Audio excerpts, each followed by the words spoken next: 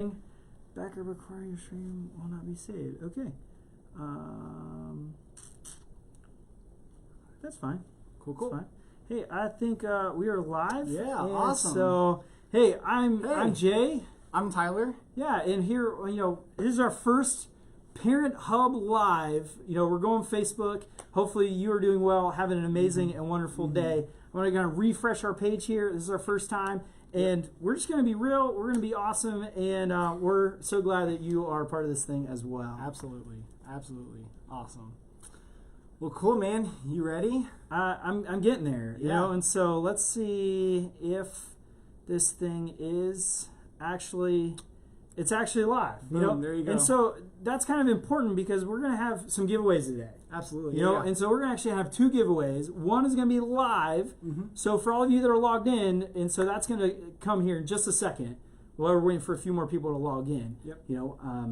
But man, I just want to start out and ask a question. What was your first cell phone and how old were you? Man, I was 16 years old. My parents didn't think it was necessary for me to have a phone before I could drive. But this was my first phone that I had was the OG LG flip phone. Even had like the 3 dots across it when you got a notification. So this was my first phone, but this wasn't like the coolest phone I had because a year and a half later, I dropped that phone in Lake Travis outside Austin, Texas, and I got a Motorola Razr, and my world changed. I was almost in the cool crowd. Oh, wow. Yeah, that was awesome. That's pretty crazy. So my first phone was one of these. I was 19, and I went out to college, and then whenever I was at college, my mom's like, you need a phone. I need to get a hold of you. I was like 4 hours away, and so, but it was like prepaid, and so. Like a burner phone, like in crime shows, the bad guys had burner phones, like that kind of prepaid. Absolutely, yeah. Jay the criminal. We'll go with that. So yes, I had a burner phone as a 19-year-old in college on that side. So, but hey, here's the giveaway: is we want you to actually answer that question. Is that what was your first cell phone and how old? Super simple, super easy. You just type on in there, leave a comment. And that's how you are entered in to win this giveaway. Yeah, and we're giving away 2 books today. 2 books. One is the TechWise Family that takes families on how to navigate social media and technology with their kids and teenagers. The second is this, Boundaries with Teens, where it takes you through just when to say yes, when to say no, written by the same guy who wrote Boundaries, just in general. Great resource. A lot of wisdom in here for parents navigating any new area of life, such as social media and internet for teenagers. Absolutely. And so both giveaways will have both books. Yep. And so the live giveaway, we'll, at the end of this time, we'll go through all the comments that are left there and we'll randomly pick a winner. And so we'll announce right here. The second giveaway, we're going to announce on Monday. And so any comment listed between now and Monday, that's 5 days, is that we'll pick a winner randomly and and we'll reach out to you. Maybe it'll be you. Maybe so. But at any rate, let's get going. Let's dig into this. And so, hey, any good kind of podcast, Facebook Live type of thing, they have like a little segment. And I want to kick off a segment. And we're going to say the top 6 in 1 minute. Awesome. Top 6 what? Top 6 apps. Because we are going to be talking about, kind of social media, internet, some ways just to be safe, some guidelines. Because we want to help you out as parents. And so we just have 6 apps. I'll take a few. I'll get it started. And so this is an app on my phone. It's called Snapseed. And so this is an app that you can help edit your photos to look pretty awesome. Does it have extra stuff more than Instagram filters already do? Oh, a lot more than that. Awesome. And so you can crop it, you can make it look good, you can play with all kind of different things. But, spruce up those pictures a little bit. I'm going to have to get that. I don't have that. Yeah. Awesome. I love using Boomerang. Oh, yeah? You can take like a 3-second video and it plays it forward and backward like a boomerang, really. That's like... Absolutely. It looks funny, It's exactly what it looks like, actually. Yes, absolutely. Hey, so number 4 is Mosho. And so I love taking photos, I love capturing things, but Mosho, is more than just stitching pictures together in a slideshow. It makes it into a really interactive video. And so Mosho, super easy, super fun. Those pictures you edited in Snapseed, throw them in Mosho, now you got an awesome movie. Put it together. I didn't think about that. They sure do. They sure do. All right, what's the next one? We got to keep going. This is in 1 minute. Yeah, the Blockbuster app. No, I'm just joking. YouTube, for sure. I love YouTube because it puts the user, it makes the everyday users famous. Yeah. You can broadcast yourself is their kind of motto. And you can go viral in an instant. And that's actually how Bieber got discovered, was actually through YouTube. So thanks, YouTube, for Bieber. Thanks, YouTube. Yeah. All right, next one. We got like 10 seconds. We got to go right. quick. Marco Polo. And so this is like you can send video chats to your friends. And so my friends know all about what my dog's going on, and doing every day. So, but awesome. anyway, Marco Polo, super easy to send a short little video. And last but not least, Instagram. I know it's not like unheard of or new, but this is definitely an app that our students are using, young adults are using, parents are using, and it really has the capacity to really shape our culture right now. So I think YouTube is next, but Instagram for sure is definitely the top one for me right now. Absolutely. In terms of what we need to talk about. And that's actually a good segue to what we do need to talk about. So Instagram, if you don't know what it is, it's a picture sharing platform where you basically put your best self forward. You can follow your friends, you can comment on pictures, you can set DMs and stuff like that. It's really cool, all the user abilities that it has. And it's one thing that I know stresses out parents a lot with how much is too much. How do we navigate the new world of Instagram and take Instagram and think about the larger world of apps, social media, and the internet in general. But we're gonna use Instagram a lot as an example. We're also gonna liken all of this to driving a car. Absolutely. We think, whenever I listen to people give some information, I like to try to tie it, or we like to try to tie it back to something visual, something that parents, you probably drive. You probably have to drive your student around places. No matter if you're a parent of preschoolers, to high school students. Well, hopefully they drive. But at any rate, so we're going to try to tie in this idea of internet safety and some guidelines all back to kind of like driving a car. But that kind of comes from an analogy, right? Yeah. So we were at Orange, I guess it was last year or 2 years ago, and John Acuff, who's a Christian speaker and author, was talking to about 1,000 youth workers on how to help parents navigate the world of social media and the internet. And he kind of explained it this way. You wouldn't just give your 15 or 16-year-old the keys to the car to practice driving or learn how to drive and say, all right, like, good luck. You would actually sit in the car with them. They would watch you drive first. You would be in the car when they started driving. And then when you feel comfortable, you would release them and really hope that the process and the training, everything that you've kind of instilled into them would hold up and they would be safe on the roads. And he talked about social media in the same way. And if I can just do really quickly what he shared in his family, I thought was really cool. But they have an Instagram set up when the girls were 13 or 14, I think what it was.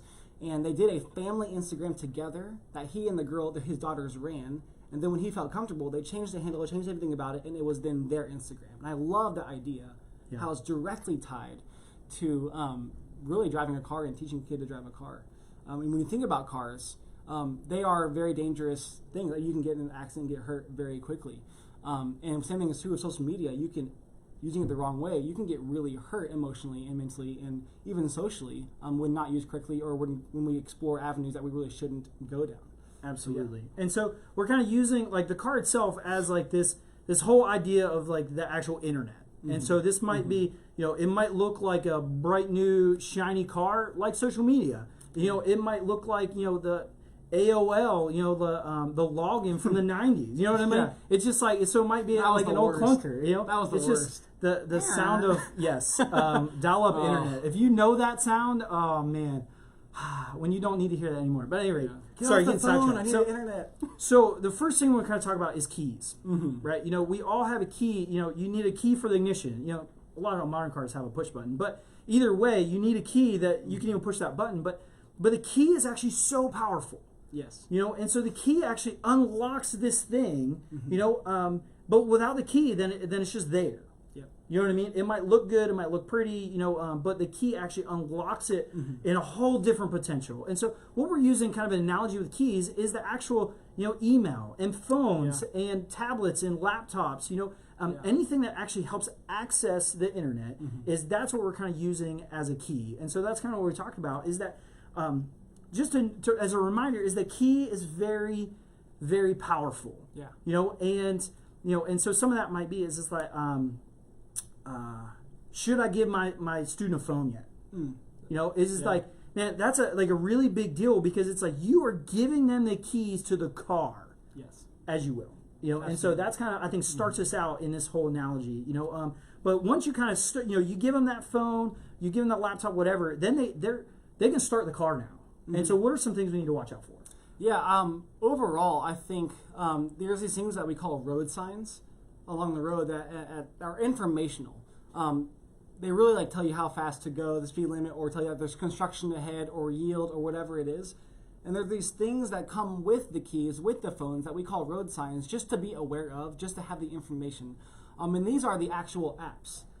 We need to be aware of the apps that are out there. And so parents, we're not going to explore every single app that your kid uses right now. We just don't have that time. We're going to stick with the Instagram kind of like theme that we've been running with. But we do encourage you, whether it's Snapchat or WhatsApp or whatever it is for you guys, ask other parents, ask small group leaders, Google it, research it, be resourceful, and find out what you can about these apps. But again, we're going to stick, for the sake of time, just with Instagram. Yeah. And so, in short, what is Instagram? We said it a second ago.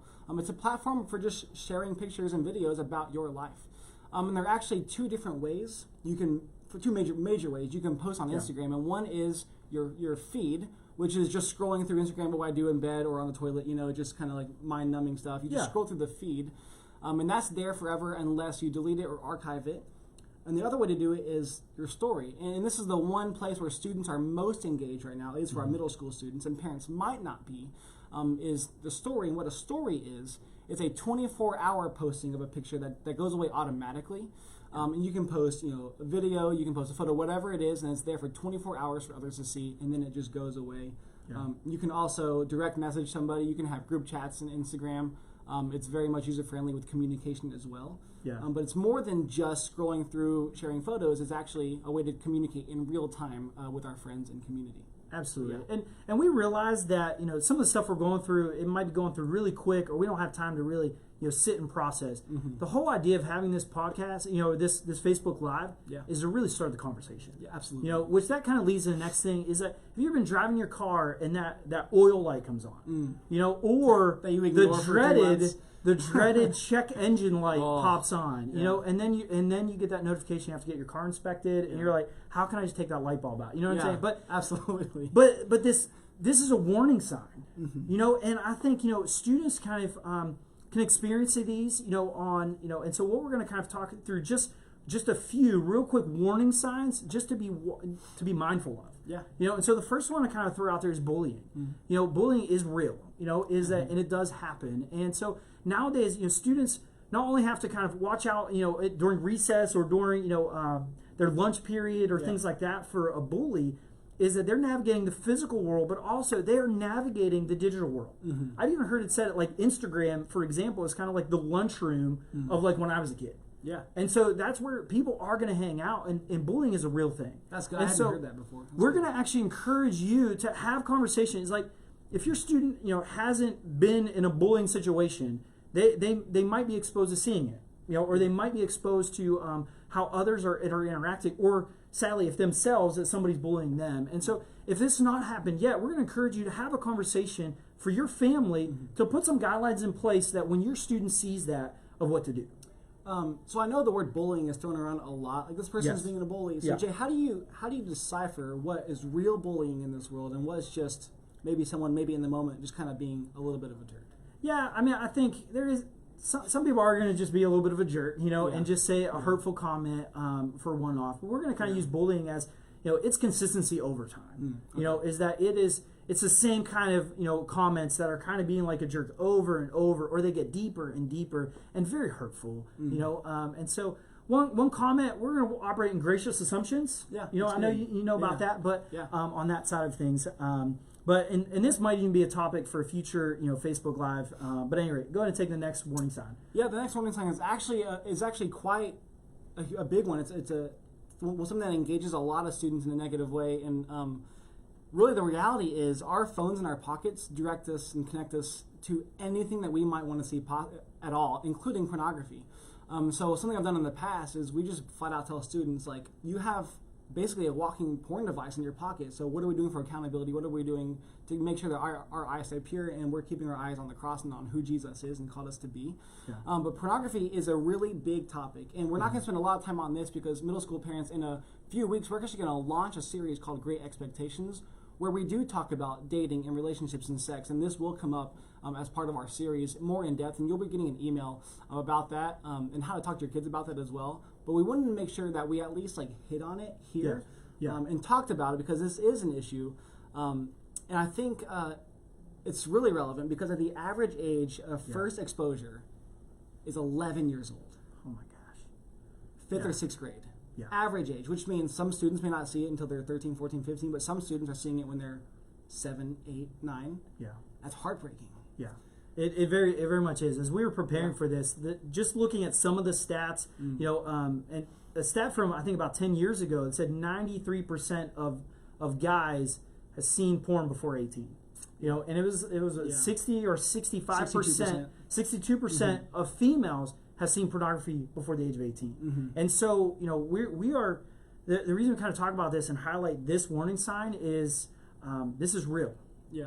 You know, and this is present, and there's a good chance that your student has seen it or might be in a situation where, you know, they could see it, you know, and so it is a very important warning sign to look out for. So what is some ideas on what maybe they can do, like to help parents out, you know, when it comes to this? Yeah, so there's just a few things that students and parents can do when it comes to how to navigate and stay away from the things that maybe we shouldn't be looking at.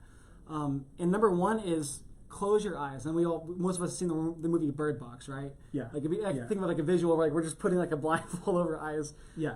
But really close our eyes. And I've even heard students and past churches I've been a part of, who when a commercial comes on the screen, they'll walk out of the room and get some water or do something during that time when it's a commercial that they know they shouldn't see. So just close your eyes, divert your attention from it, do something else. Yeah. And next is tell a trusted adult. Yeah. And we really hope and pray this is a parent or a small group leader. But there really needs to be in the home a place of safety.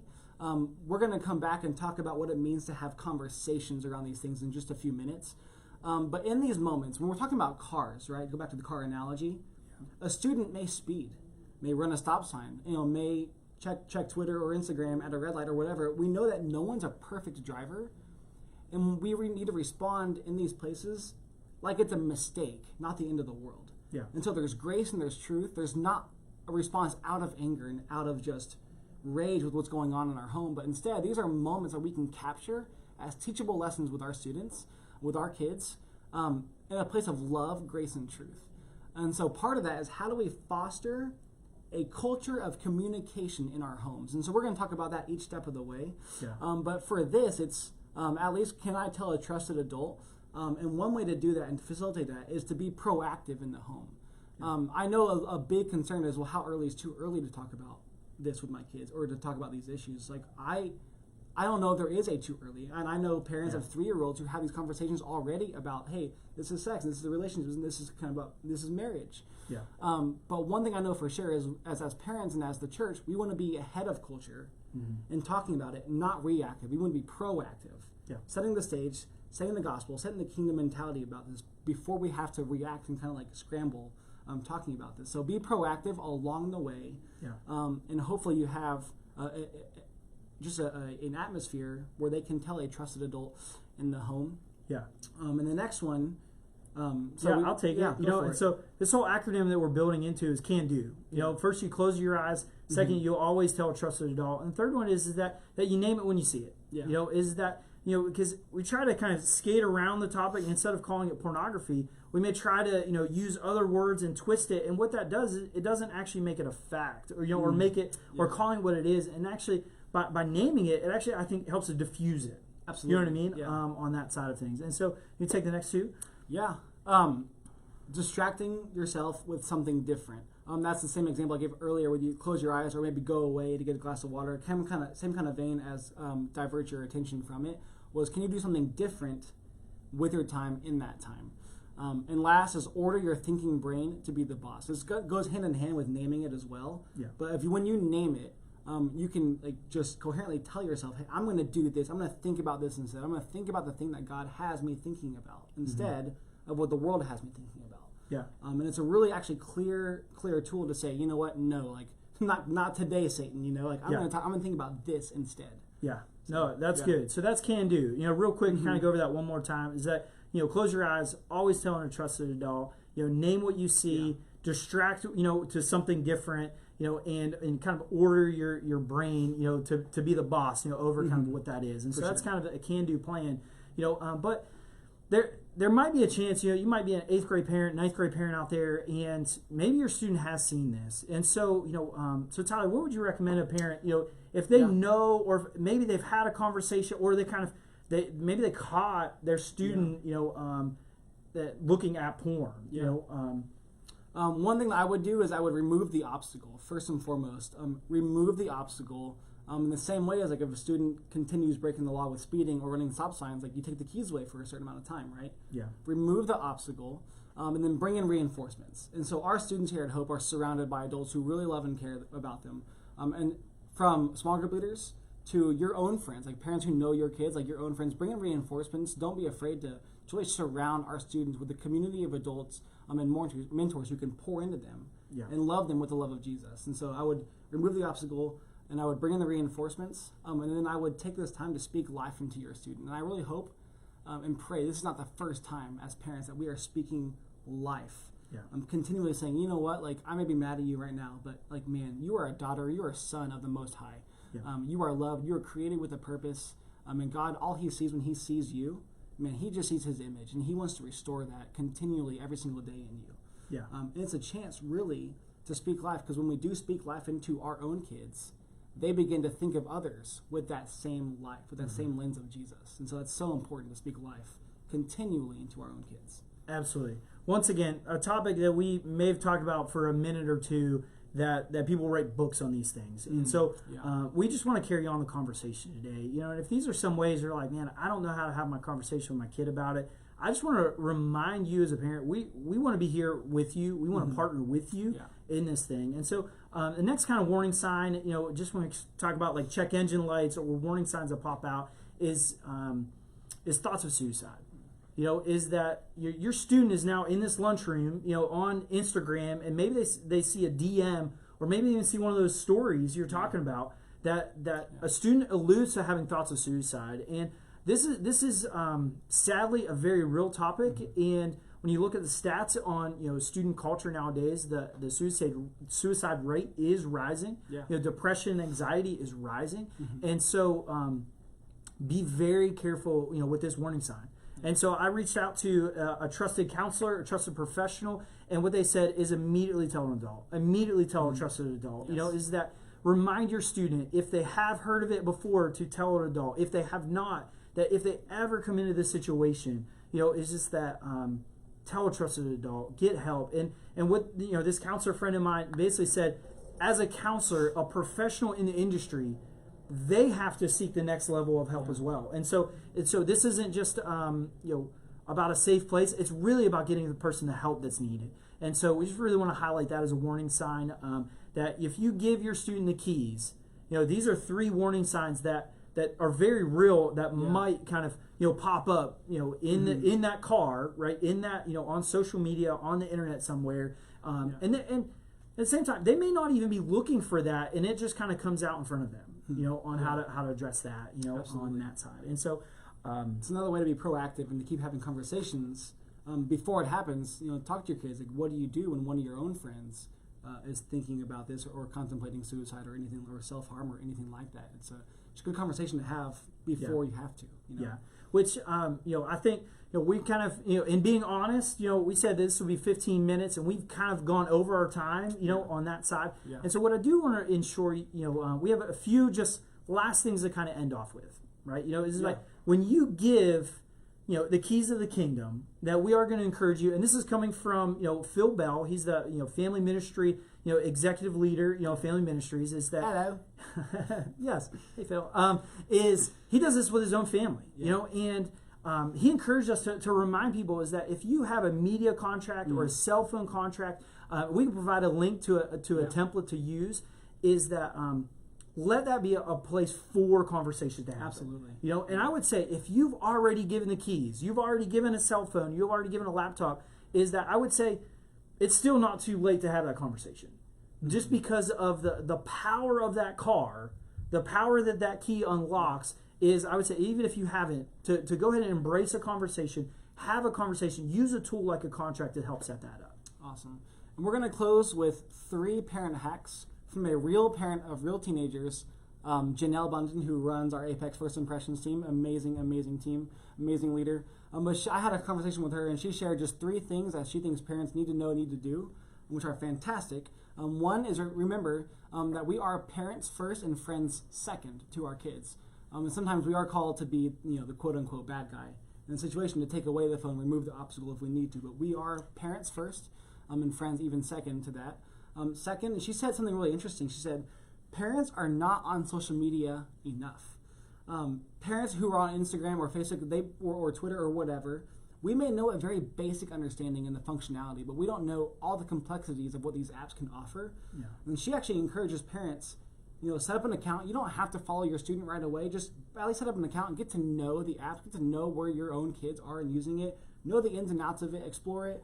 But a great way to know the dangers is actually expose ourselves to dangers a little bit and see all the traps and pitfalls of these apps like Instagram. Yeah. And so parents are not on social media enough. And last is everything is a conversation. So hopefully you've seen that from us already, that every single step of the way, every warning sign, every roadblock, everything that we've talked about today is really a conversation that we can capitalize on as parents. We want every moment to be a teachable and equipping moment. We want to be the primary disciple makers of our own kids. We think that happens in the home. So everything can be a conversation, not just a moment of discipline and anger, which we get. Sometimes that's our go-to, right? Sometimes that's our gut reaction. But really, this is a chance to make every moment really count.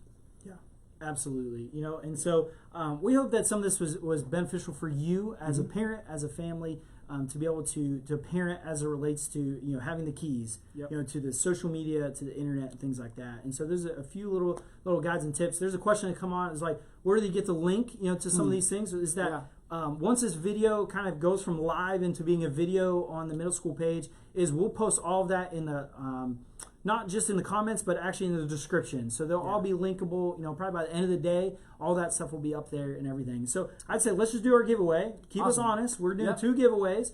And so if you haven't, there's a few people logged in, I think after we talked about it, answer the question. What was our question? For a cell phone? What's your first cell phone and how old were you? We're going to give you we're going to go over quick announcements. And so if you haven't Maybe 11, like 11. If you haven't 11 a comment, about your first cell phone and what type it was and how old you were, go ahead and leave that now. We're randomly going to pick a winner. I'll probably ask Kathy, who's over here, if she wants to do that, and she's probably going to be mad that I missed her name. So, hey, we got a few quick announcements. Start off in middle school. What's kind of coming up with middle school? Middle school ministry update is April 30th at our Apex campus. We're hosting a massive color war, both for students and our parents at all of our campuses. So all of our campuses are going to meet on April 30th at our Apex campus, and we're going to just throw colored powder at each other, have a good time. It's an incredible event. It's for everybody, friends included. So, color war. You are invited. Like parents of middle school students,